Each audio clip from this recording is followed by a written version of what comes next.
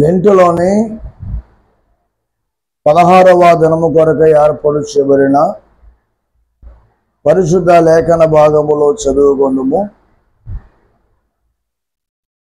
ఉత్తర ప్రత్యుత్తర వాక్యముగా 130వ కీర్తన,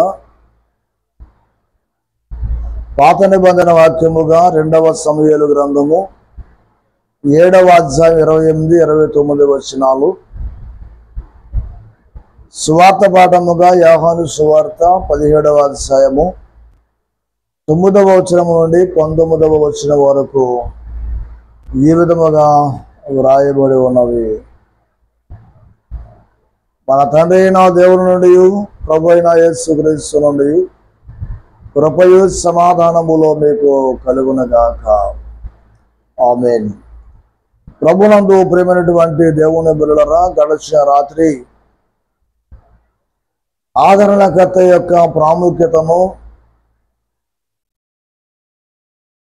ఆదరణకర్త యొద్దకు వెళ్ళినటువంటి కుమారుడు యేసు యొక్క మాటలు, యేసు వెళ్ళిన తరువాత ఆదరణకర్త మన యొద్దకు వచ్చి ఆయన చేయు కార్యములను గురించి మనం అనేకమైన విషయాలు మనం విన్నాం. ఆదరణకర్త తండ్రితోనూ కుమారులతోనూ పరిశుద్ధాత్మతో ఏకమైనడు వలన ముగ్గురుగా కనిపించేటువంటి ఏక దేవునిలో ఉన్న ఏక మనసును గురించి ఈరోజు మనము వినబోతూ ఉన్నాము. ఏకము అనగా ఒకటై ఉండుట, ఒక్కరు ఒకటై ఉండుట కాదు, కానీ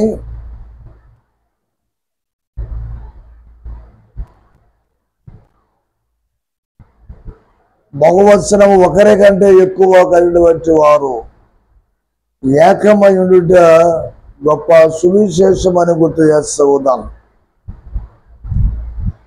సృష్టిలో దేవుడు సృష్టిని చేసినప్పుడు ఏకమై సృష్టిని చేశాడు. సృష్టిని చేసినప్పుడు ముగ్గురుగా కనిపించలేదు, కానీ నరుని చేసినప్పుడు ఆ మాటను ఉచ్చరించినట్లుగా మీకు గుర్తు చేస్తూ ఉన్నాను. మన పోలిక చొప్పున నరులను చేయడం మరొకటి మాట ఆదికాండము 1వ అధ్యాయం 26వ వచనములో వారి యొక్క ఏకత్వాన్ని, ఏక మనస్సును మనకు సూచిస్తూ ఉన్నది. మన పోలిక చొప్పున నరులను చేయడము ఒక్కరు చేయలా. తండ్రిగా, కుమారునిగా, పరిశుద్ధాత్మునిగా ముగ్గురుగా ఉండి ఒక్కటై చేసినటువంటి కార్యము ఏకత్వము, ఏక మనస్సు, ఏకాభిప్రాయము, ఏక ఆలోచన, ఏక నిర్ణయం. ఈ రాత్రికాల సమయములో పరిశుద్ధాత్మల ద్వారా మనకు బోధించబడుతున్నటువంటి లేఖనాలు మనము చాలా జాగ్రత్తగా మనం పరిశీలించేటువంటి వారముగా ఉండాలి. రెండవదిగా ఆదికాండము 11వ అధ్యాయము 7వ వచనములో వారు బాబేలు గోపురము కప్పు కట్టుచున్నప్పుడు ఆకాశమైనటువంటి గోపురాన్ని కట్టి తమ ప్రతిభను చాటుకోవాలనుకున్నటువంటి తరుణములో దేవుడు వారి ఆలోచన గుర్తెరిగి వారు దైవ స్వభావాన్ని మర్చిపోతూ ఉన్నారు.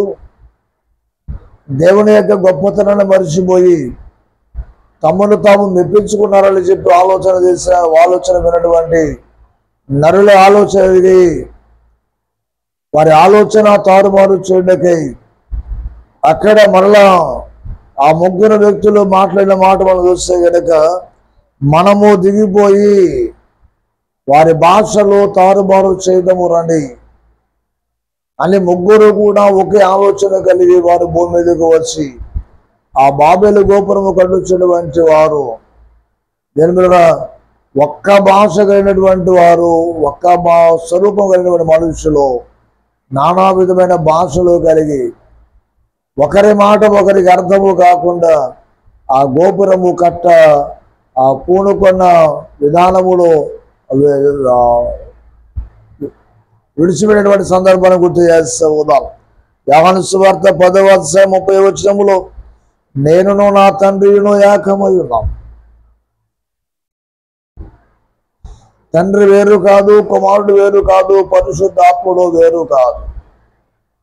యోహాను సువార్త 10వ అధ్యాయం 17, 37, 38 వచనాలు చూస్తే యోహాను సువార్త 14వ అధ్యాయం 10వ వచనం తండ్రి యందు నేను తండ్రి యందు నిలిచి ఉన్నామని మీరు ఎరగండి.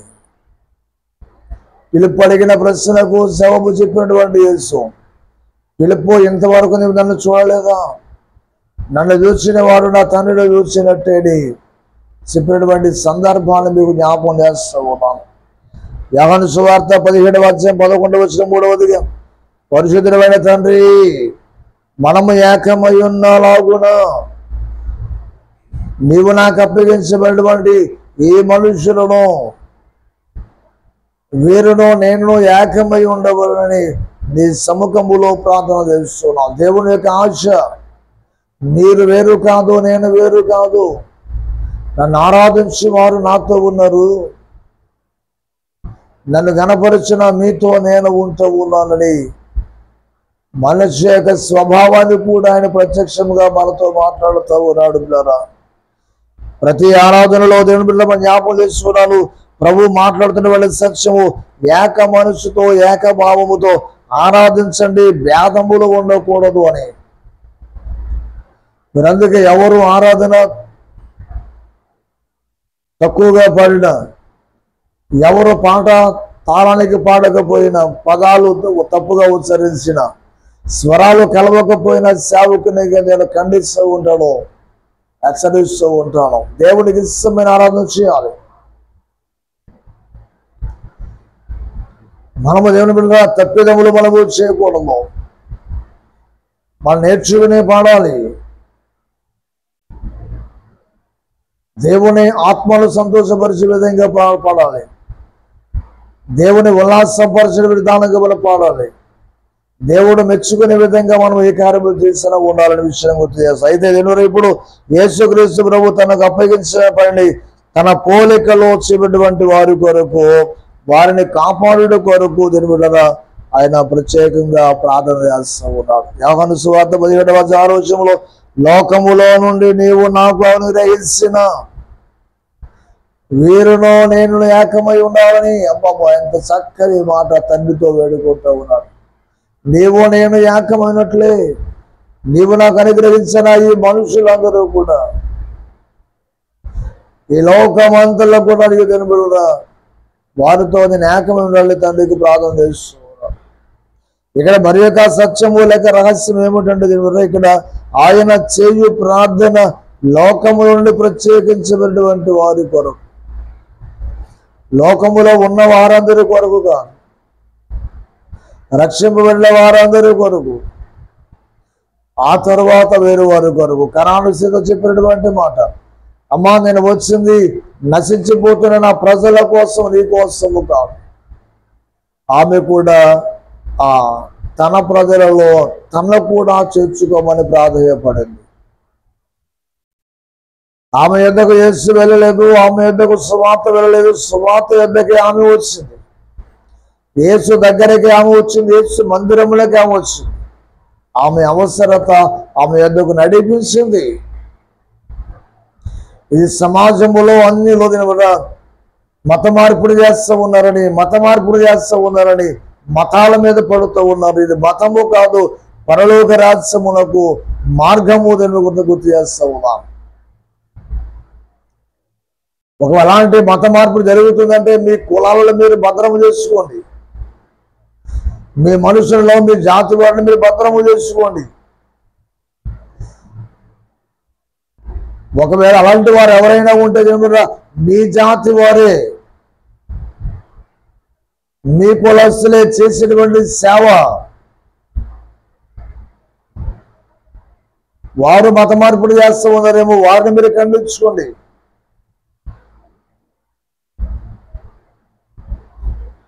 మాదిగలు ఆరాధించినటువంటి దేవుని సేవకులు ఎవరు కూడా మిమ్మల్ని మతం మార్చరు. మా సంఘాలలో, మా గ్రామాలలో, మా పల్లెలో మేము సువార్త చేసుకుంటాం. అది ప్రభుత్వం మాకు ఇచ్చినటువంటి హక్కు. రాజ్యాంగంలో రాయబడినటువంటి నిబంధన.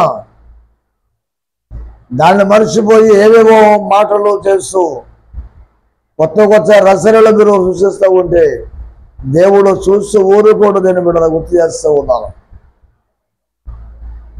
మరియు తన శిష్యుల కొరకు ఆనాడు తన శిష్యులను స్థిరపరచడం కొరకు ఈనాడు క్రైస్తవ సమాజం నిన్ను నన్ను కూడా దేవునితో ఏకత్వం చేయడానికి మనకు ఈ మాటలు హెచ్చరిక చేస్తూ ఉన్న వెలుపటి వారి కొరకు కాదు. లోకము నుండి ప్రత్యేకించబడినటువంటి మీరు ఇస్కరియోతు యోధలాగా ఉండకూడదు, కోరహులాగా ఉండకూడదు, కయీనులాగా ఉండకూడదు, బిలాములాగా ఉండకూడదు, గెహాజీలాగా ఉండకూడదు, సౌలులాగా ఉండకూడదు. ఏ సౌలు? పాత నిబంధనలో రాజైనటువంటి సౌలులాగా మనం ఉండకూడదు.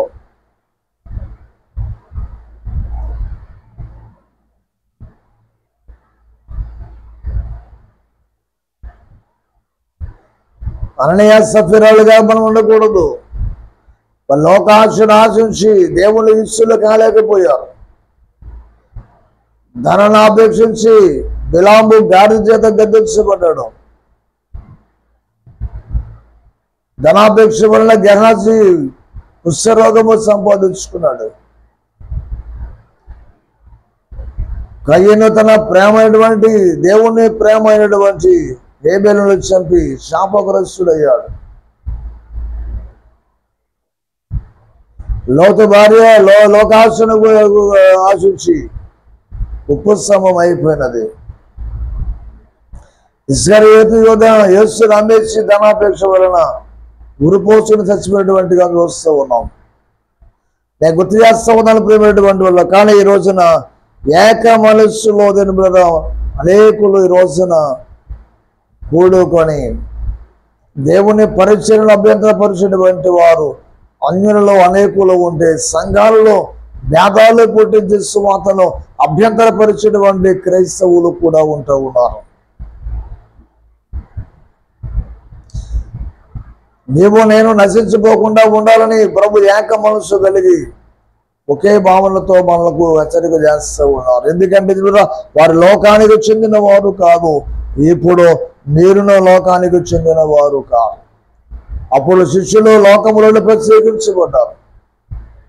ఇప్పుడు విశ్వాసము ద్వారా బాప్తిస్మము ద్వారా రక్షణ అనుభవంలోకి వచ్చి మీరు ప్రత్యేకించబడ్డారు. దైవ సేవకునిగా గుర్తింపు పొంది దైవ సేవలో కొనసాగుతూ దైవ సేవకులుగా మీరు పిలువబడుతూ ఉన్నారు. కనుక లోకాన్ని ఆశించి మనం ఏది కూడా చేయకూడదు. కానీ దేవుడు మనకు ఏది అవసరమో దాన్ని తప్పకుండా దేవుడు మనకి ఇస్తాడన్న విషయాన్ని ఇది జ్ఞాపకం చేస్తూ ఉన్నారు. కానీ వారు లోకములో ఉన్నారు, మనమును లోకములోనే ఉన్నాం. ఆయన చెయ్యి ప్రార్థన లోకములో దుష్టుడు ఉన్నాడు, దుష్టు నుండి వాడు తప్పిస్తామని ప్రార్థన చేస్తూ ఉన్నాడు. మనము కూడా దుష్టునికి దూరముగా ఉండి మనం ప్రార్థన చేసేటువంటి వారముగా ఉండాలి. యోహాను సువార్త 1వ యోహాను పత్రిక 5వ అధ్యాయం 19వ వచనంలో జ్ఞాపకం చేస్తాం. లోకములో దుష్టు నుండి కలిగించేవి మనము ఎవరం అనేది గుర్తుంచుకోవాలి. యోహాను రాసిన మొదటి పత్రిక 5వ అధ్యాయం 19వ వచనంలో ఆ దుష్టునికి ఉన్నటువంటి సంబంధమైన విషయాలు జ్ఞాపకం చేస్తూ ఉంటా ఉన్నాడు. ఇందు మూలముగా ఆధ్యాత్మికముగా మనం చూడగలిగితే లోకమంతా చీకటితో మురికితో నిండి ఉండటం మనకు కనిపిస్తూ ఉన్నది. అందువలన విశ్వాసులు కూడా దాని ఆ ప్రభావం వలన తరచు బలహీనులవుతూ పడిపోవారితో వారును పడిపోతూ ఉన్నారు. కనుక వారు పడిపోకుండా మనము పడిపోకుండా తండ్రి కుమార పరిశుద్ధ ఆత్మలు ఏ విధముగా మన కొరకు త్యాగము చేశారో, తండ్రి పంపిన కుమారుడు భూమి మీద శ్రమించి ఆ శ్రమలన్నీ భరించి తండ్రి వద్దకు వెళ్ళి మరలా నిత్యము మనతో ఉండటకు ఆదరణకర్తను ఎలాగైతే పంపించారో, తండ్రికి ఉన్న అధికారము కుమారుడు కలిగి ఉన్నాడు, కుమారుడు కలిగిన అధికారము పరిశుద్ధాత్ముడు కలిగి ఉన్నారు. ముగ్గురు ఒకే అధికారము కలిగి ఉండటం ద్వారా మనకు ముగ్గురిగా కనిపించిన వారు ఏకమై మన పక్షముగా వారు పోరాటము చేస్తూ ఉన్నారు. ఆ పోరాటాన్ని మనం గుర్తించేటువంటి వారముగా ఉండాలి. అందువలన ఆయన చేయి ప్రార్థన, ఆ ప్రార్థన తన వారిని తప్పక కాపాడుతూ ఉంది. హెబ్రీ పత్రిక 7వ అధ్యాయము 25వ వచనములో, ఈయన ద్వారా దేవుని యొద్దకు వచ్చి వారందరి నిమిత్తము ఆ నిరంతరము మానక విజ్ఞాపన చేయుచున్నాడు.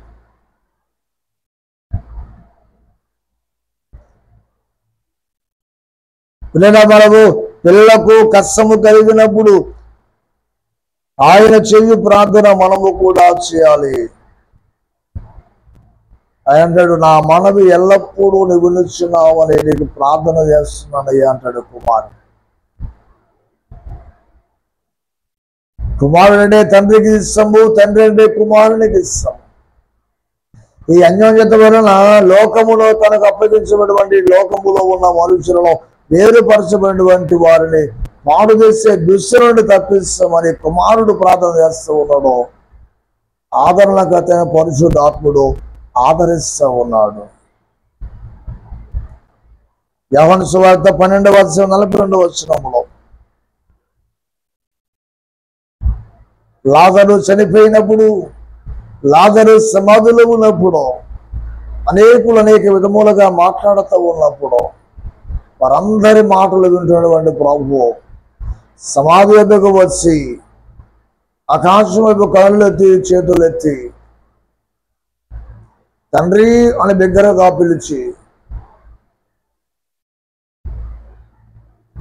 ఈ మనుషులందరూ కూడా వాళ్ళందరి చుట్టూ కలిగి చూసి, ఈ మనుషులందరూ నీ యందు విశ్వాసం ఉంచినట్లు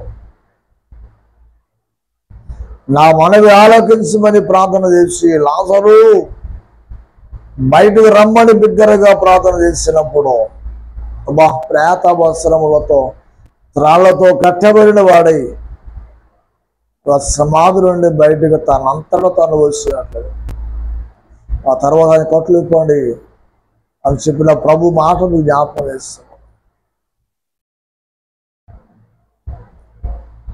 అయితే మరి ఒక నిజమైన తెలుసుకోవాలి. మనము దైవజనులు చేసిన ప్రార్థన నిన్ను కాపాడాలన్నా, నీవు చేసిన ప్రార్థన నీకు ప్రతిఫలము ఇవ్వాలన్నా,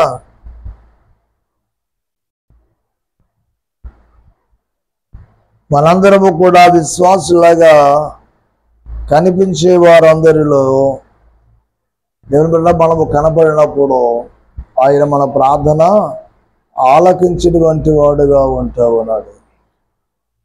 నిజముగా విశ్వాసులైతే, నిజముగా మన ప్రార్థన పరలోకము చేరితే, మనమును దేవుడు ఏకమై ఉంటే, మన మనసు దేవునితో ముడిపడి ఉంటే, మనము దేవునికి ఇష్టముగా ఉంటే దేవుడు తప్పకుండా నిన్ను కాపాడుతాడు. లాజరును బ్రతికించిన విధముగా మార్తా మరియల విశ్వాసమే కారణమని జ్ఞాపకం చేస్తూ ఉన్నాను. వారి విశ్వాసము కలిగి ప్రార్థయపడ్డారు. ఒకే మనసు కలిగి, ఒకే భావన కలిగి తన తమ్ముని బ్రతికించుకోవడానికి ఇద్దరు వేరు వేరినప్పుడు కూడా, ముగ్గురు వేరు వేరినప్పుడు కూడా ఒకే భావన కలిగి ఉండటం ద్వారా ఈ మహా అద్భుతం జరిగిందన్న విషయాన్ని గుర్తు చేస్తూ ఉన్నాను. 145వ కీర్తనలో 18-20 చదివిస్తే, తనకు మొరపెట్టి వారికి అనగా తనకు నిజముగా మొరపెట్టి వారికి ఆయన సమీపముగా ఉంటాడు, వారి ప్రార్థన ఆలకిస్తాడు. కనాను స్త్రీ నిలబడిన కుమార్తెకు విడుదల పొందిందంటే నిజ విశ్వాసురాలుగా అగుపరుచుకుంది, తన విశ్వాసమును కాపాడుకుంది, ఓర్పుతో కనిపెట్టింది, సహనముతో ప్రభుతో మాట్లాడింది, తన్ను తాను దిగదార్చుకుంది, తన్ను తాను తగ్గించుకుంది. హెచ్చించుకోరా, నేను ఎవరినో తెలుసా అని అనలా, నాకెంత డబ్బు ఉందో తెలుసా అని అనలా, నా పిల్లలు ఎక్కడున్నారు అని అనలా.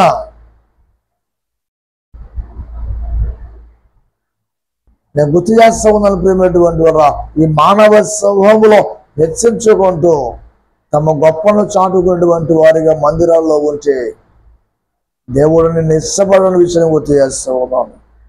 నిజ విశ్వాసములో దినురా ఏకత్వం ఉంది. రెండవదిగా విశ్వాసములో వేరుపడే స్వభావం ఉంది. అందుకే విశ్వాసులుగా ఉన్న వారిని కాపాడక నిజ విశ్వాసులుగా ఉన్న వారిని దేవుడు కాపాడుతూ ఉన్నాడు. ప్రార్థించే వారి మొర వెనుక నిజముగా ప్రార్థన చేసేటువంటి వారి ప్రార్థన వినేటువంటి వాడుగా ఉన్నాడు. తనకు మొరపెట్టు వారికి అందరికీ అనగా తనకు నిజముగా మొరపెట్టు వారికి, అబ్బా అయ్యా మొరపెడతాం వేరు, నిజముగా మొరపెడటం వేరు. కొన్నిసార్లు చిన్నపిల్లలు స్వభావం కోసం ఊరకనే ఏడుస్తూ ఉంటారు.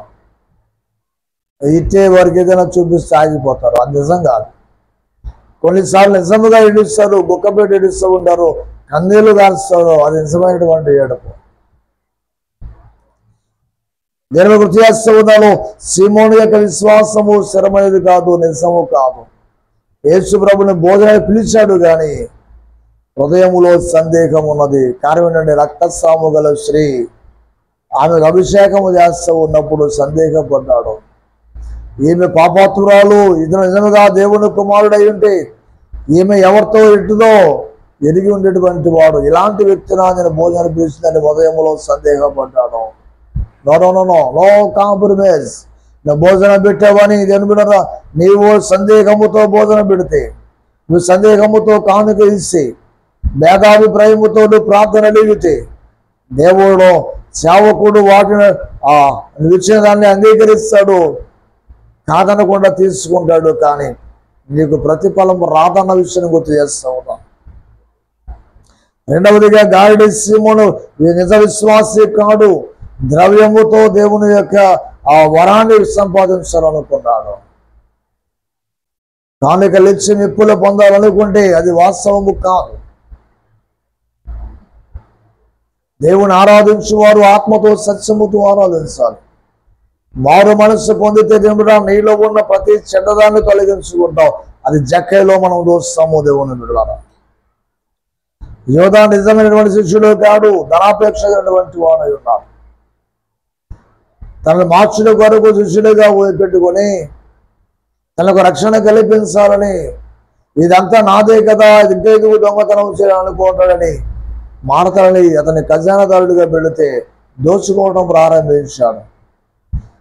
దోపిడీదారుడు ఎవడు కూడా సంఘములో నిలువనేరట. దోచుకునేవాడు ఎవడు కూడా దేవునికి ఇష్టము కాడు. గుర్తు చేస్తూ ఉన్నాను ప్రేమిడు. అయితే దేవుడు రోమపత్రిక 12:5 ఒక్క శరీరములో అవయవములు కలిసి ఎలాగ పని చేస్తూ ఉన్నాయో, బాడీ సహాయము లేకుండా, శరీర సహాయం లేకుండా అవయవాళ్ళు ఏ ఒక్కటి కూడా పని చేయడం.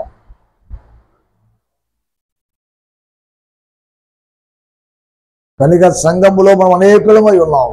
సంఘము ఒకటే, కానీ విశ్వాసం అనేకులం. మందిరం తండ్రి అయితే, విశ్వాసులు కుమారులైతే మనం చేసే ఆరాధన పరిశుద్ధాత్మునిగా ఉండాలి. ఏకతము కలిగిన వారముగా ఉండాలి, ఏక హృదయము కలిగిన వారముగా ఉండాలి, ఏక మనస్సు కలిగిన వారముగా ఉండాలి, ఏకాభిప్రాయము కలిగినటువంటి వారముగా ఉండాలి. మనమందరము కూడా ఆ ఒక్క రొట్టెలో పాలు పుచ్చుకొని ఆ ఒక్క తొట్టిలో రక్తమును పానము చేస్తున్నప్పుడు మనం అనేకులముగా ఉన్న ఒక్కటే అనే సంగతి మర్చిపోకూడదు. నీ శత్రువు నీ ప్రక్కన మోకరిస్తే సహించలేవు, నీ విరోధి నీ ప్రక్కన కూర్చుంటే ఓర్చలేవు. సనిగేసుకుంటావు, మూలిగేసుకుంటావు, నీకు నచ్చిన చోట కూర్చుంటావు. No no no. విరోధిని కూడా నువ్వు కలుపుకోగలిగినప్పుడు, విరోధితో నువ్వు సమాధాన పడినప్పుడు నువ్వు దేవుని మనసు కలిగిన వాడుగా ఉంటావు.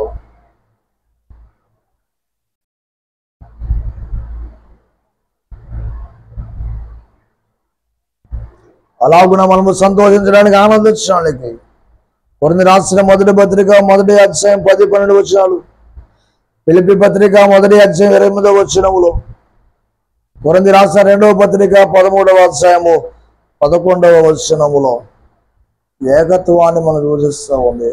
ఏక మనసును కలిగిన వారముగా ఉంటుంది. అలాగున దేవుని యొక్క మనసు కలిగి, దేవుని యొక్క మనసు కలిగి ఒకే భావనతో, ఒకే ఆశతో దేవుని యొక్క పరిశుద్ధమైన జీవితంలో కొనసాగాలని కోరుతున్న మాటలు ముగిస్తూ ఉన్నాను. దేవుడు మీకు అట్టి మనసును గ్రహించునుగాక. ఆమేన్.